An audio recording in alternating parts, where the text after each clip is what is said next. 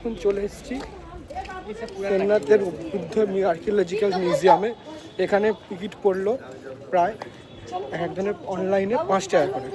ধরে আমরা দুজনে এসেছি 10 টাকা। আপনারা এখানে এসেও টিকিট কাটতে পারেন অনলাইনে। ভারতের প্রাচীন ইতিহাসের বুকে গঙ্গার তীরবর্তী পবিত্র ভূমিতে অবস্থিত এক নীরব সাক্ষী সারনাথ জাদুঘর। এই সারনাথেই প্রতিলাভের পর গৌতম বুদ্ধ প্রথমবারের মতো বিশ্বকে শোনান তার বাণী, যার নাম ধর্মচক্র প্রবর্তন। 1910 সালে প্রতিষ্ঠিত এই জাদুঘর ভারতের বৌদ্ধ ইতিহাস ও শিল্পকলার এক অনন্য ভাণ্ডার। এই জাদুঘরের রক্ষণাবেক্ষণের দায়িত্বে রয়েছে ভারতের প্রত্নতত্ত্ব বিভাগ বা archaeological survey of India.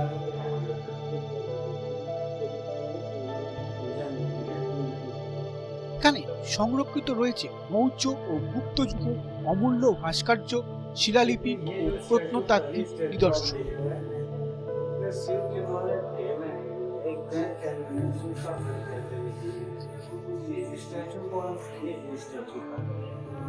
Century AD में आर्टिस्ट इस साइट पे जब इस स्टैचू को बना रहा था, उसी समय बुद्ध नंबर जैसे आक्रांताओं ने अटैक कर दिया, जिससे उसे स्टक करना पड़ा। तो नीचे का फिनिशिंग कार्य बाकी रह गया, इसलिए इसको अनफिनिश स्टैचू। ये 12वीं शताब्दी की स्टैचू है। इसको शिव के द्वारा নীরব এই গ্যালারিগুলিতে ভিতরে পাথরের মূর্তিগুলি যেন কথা বলে। প্রতিটি মুখোপাধ্যায়ে লুকিয়ে আছে সহস্র বছরের ইতিহাস ও আধ্যাত্মিকতা।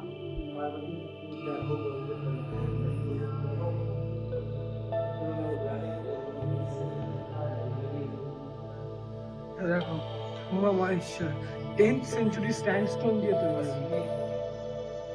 10ম শতকের।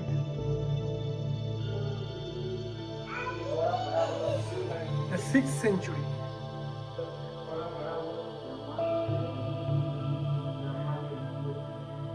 এটা গার্ড অফ অগ্নি পুরো ভেঙে গেছে, মানে এগুলোকে উদ্ধার করা হয়েছিল সব।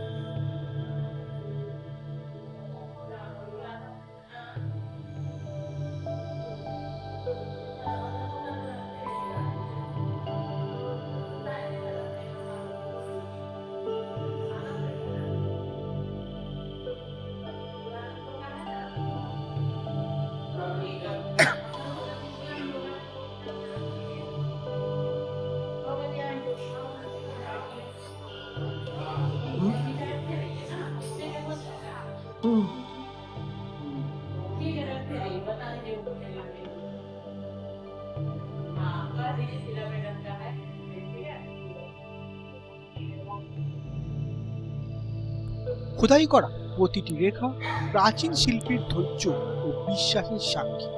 এগুলো শুধু ভাস্কর্য নয়, এগুলো সময়ের সঙ্গে বেঁচে থাকার স্মৃতি।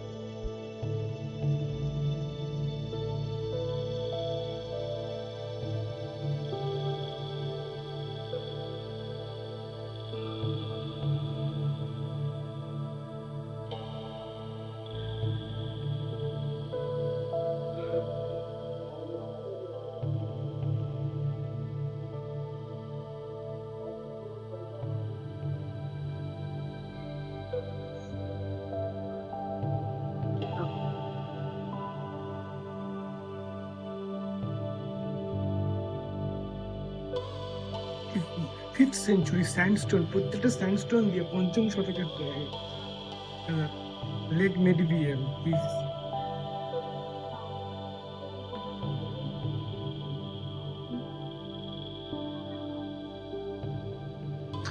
এটাও 5ম শতকের স্যান্ডস্টোন দিয়ে তৈরি, এটাও 12 শতকের। সব বুদ্ধর কিংবা পুরোনো জিনিসের যে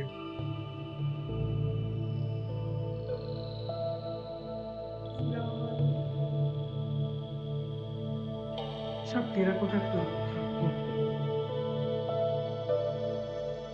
কার্তিক লেট মেডিভিয়াল স্টাইল।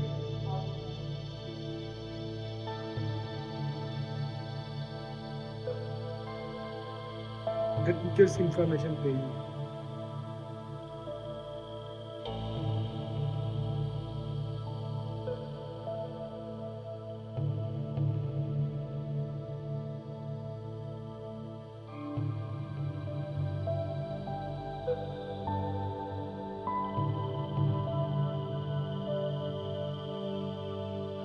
এটা স্যান্ডস টু আর্লি মেডিভিয়াল বা স্টেন্স পিরিয়ড, মানে মধ্যযুগীয় সংগঠনের এগুলো রয়েছে, সব মধ্যযুগের এগুলো।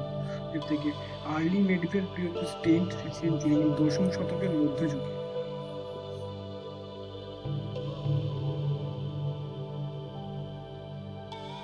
এই তো আসল, এই তো আসল।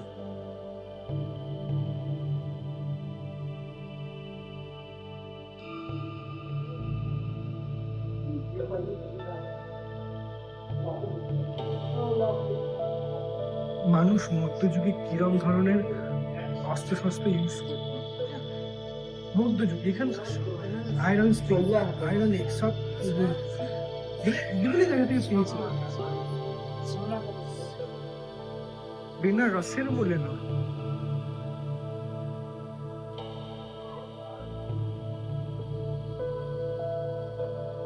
মূর্তিটা ভেঙে গেছে। ফার্স্ট সেঞ্চুরি, মানে 100, মানে আজ থেকে 2000 বছর আগে, মানে এটা ভগ্নাবস্থাতেই পাওয়া গেছে। বাচ্চা মৌকাটা কোথায় আর পাওয়া যায়? ফিফথ সেঞ্চুরি, আজ থেকে 1500 বছর আগে।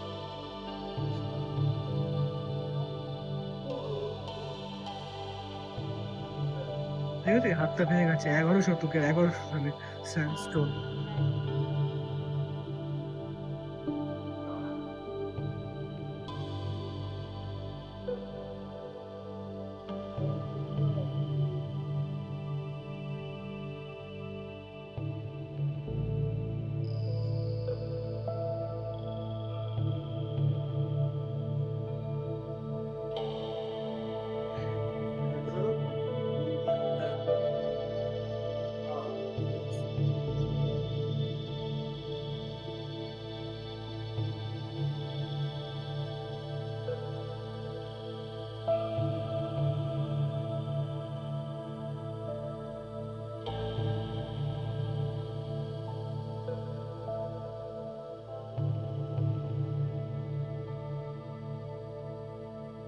আজ থেকে প্রায় 1800 বছর আগে, 1904, কতটাই কেটে গেছে।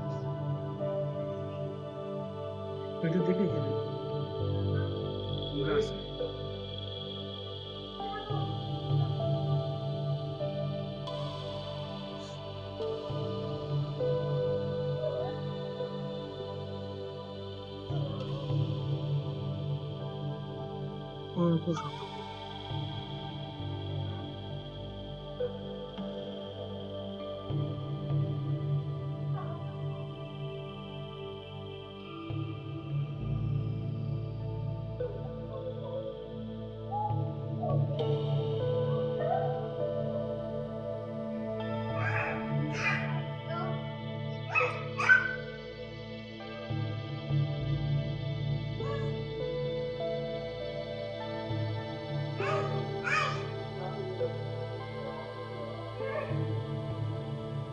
এদিকে আয়।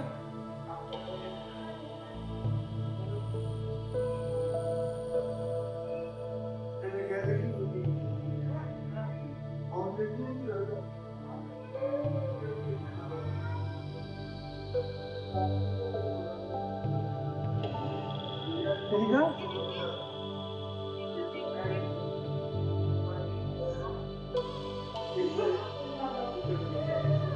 আমাদের এর মধ্যে আমাদের পতাকার মধ্যে যে মাঝখানে চক্রটা রয়েছে 300 বছর, মানে আজ থেকে 1700 বছর আগে এই চক্রটাই তৈরি করা হয়েছিল। Details of lion capital.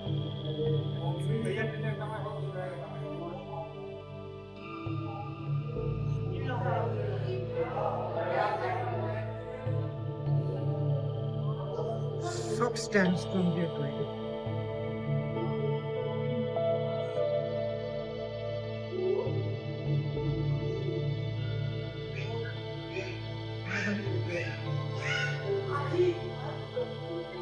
এটাও দেখ, একদম 100 বছর,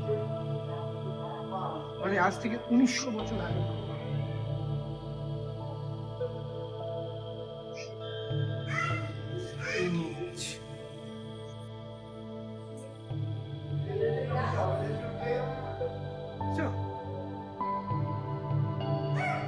এটাও তাই, আজ থেকে 800 বছর আগে সব খনন কার্য করে পেয়েছি। আর্কিওলজিক্যাল সাইট হয়েছে যেখানে একটা স্তূপের খনন কার্য করে পেয়েছি। দেবনাগরী স্ক্রিপ্ট, হ্যাঁ দেবনাগরী স্ক্রিপ্ট, মানে আমরা যে স্ক্রিপ্টটা বাংলা, হিন্দি, নেপালি, হ্যাঁ development of Indian script, Indian Devanagari script কিভাবে আসছিল, মানে দেবনাগরী স্ক্রিপ্ট, হ্যাঁ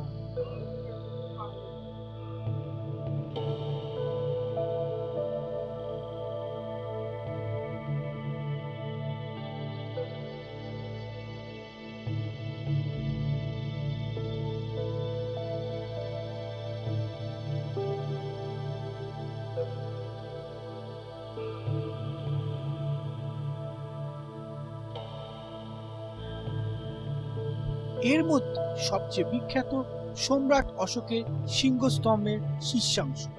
4টি সিংহ চারদিকে মুখ করে শক্তি, সাহস ও ন্যায়ের প্রতীক। তাই আজ এটাই ভারতের জাতীয় প্রতীক হিসেবে বিবেচিত হচ্ছে। নিরাপত্তার মধ্যেই সারনাথ জাদুঘর আজও আগলে রাখে বুদ্ধের শান্তির বার্তা।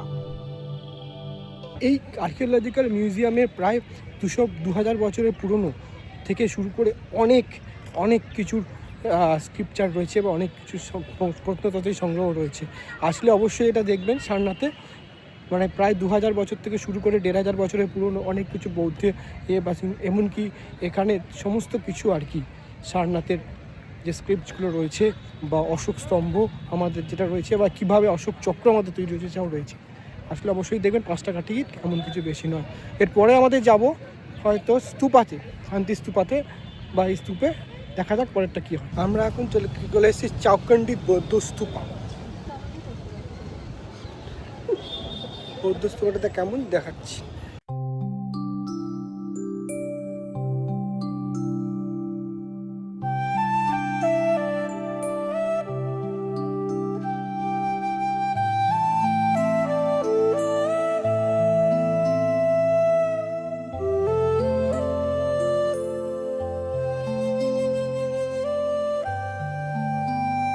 শান্তি স্তূপাতে বুদ্ধদেব তার প্রথম শিষ্যের সঙ্গে দেখা করেছিলেন। এটি প্রায় 4 থেকে 1500 বছর আগে, 4র্থ বা 6ষ্ঠ শতকের মাঝামাঝি। এবং এর ওপরে দেখুন একটা টম্ব মতো রয়েছে, যেটা হুমায়ুন 1588 সালে এটাকে যুক্ত করেছিলেন। এইটা একটা খুব ভারতের মানে বৌদ্ধ ধর্মের জন্য একটা খুব ইম্পর্টেন্ট জায়গা হচ্ছে এই চৌকিডিয়া শান্তি স্তূপ, এই স্তূপা। আমি দেখাচ্ছি জায়গাটা, মানে যে স্তূপটা আলাপ করেছিলেন হুমায়ুন, সেইটা ওপরের দিকে রয়েছে একদম, দেখুন।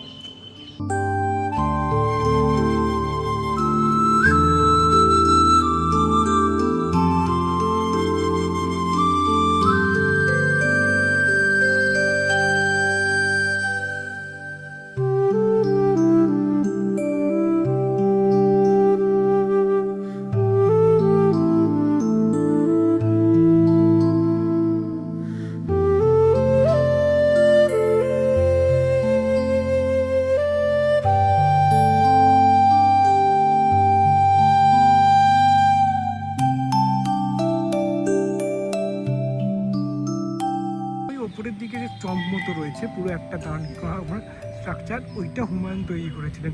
আর বাকি এরিয়াটা এটা হচ্ছে একটা মন্দির ছিল, যেখানে বুদ্ধদের মন্দির ছিল, যেখানে তার প্রথম শিষ্য তার সঙ্গে এইখানে বুদ্ধদেব মিট করেছিলেন বা এখানে দেখা করেছিলেন।